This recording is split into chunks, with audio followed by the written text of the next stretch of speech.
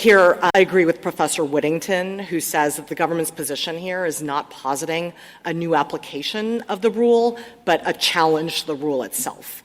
And I think that's right. We know that the 14th Amendment's rule does provide for a universal rule with a set of closed exceptions. Wong Kim Ark says so at least twice.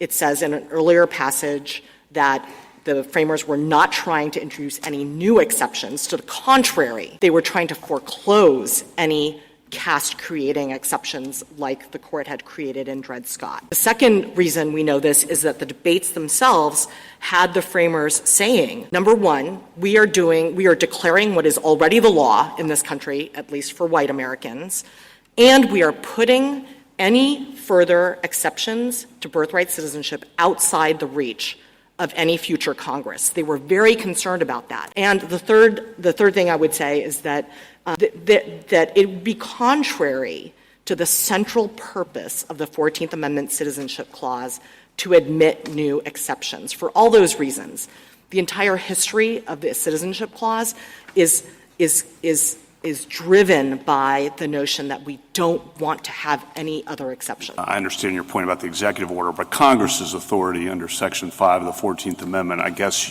the answer you just gave means they don't have any authority to look at this, even if they passed it 435 in the House and 100 in the Senate and said we're carving out a new, by analogy to the existing categories, a new exception. Your point is no, they're closed, they're frozen forever. And the way I would put it is that the Citizenship Clause of the 14th Amendment, again, has a universal rule with a closed set of exceptions.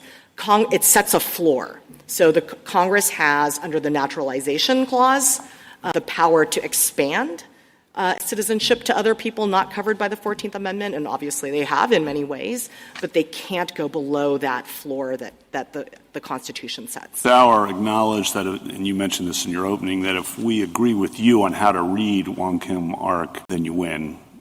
So that could be if we did agree with you on Wong Kim Ark, that could be just a short opinion, right? That says the better reading is respondents' reading. Government doesn't ask us to overrule, affirmed. Do you think it would be prudent for the court to reaffirm its decision in Wong Kim Ark, where it's a landmark decision about the definition of national citizenship in this country? I just think it would be prudent for the court to go ahead and reaffirm that, but of course we're happy to take a win on any ground.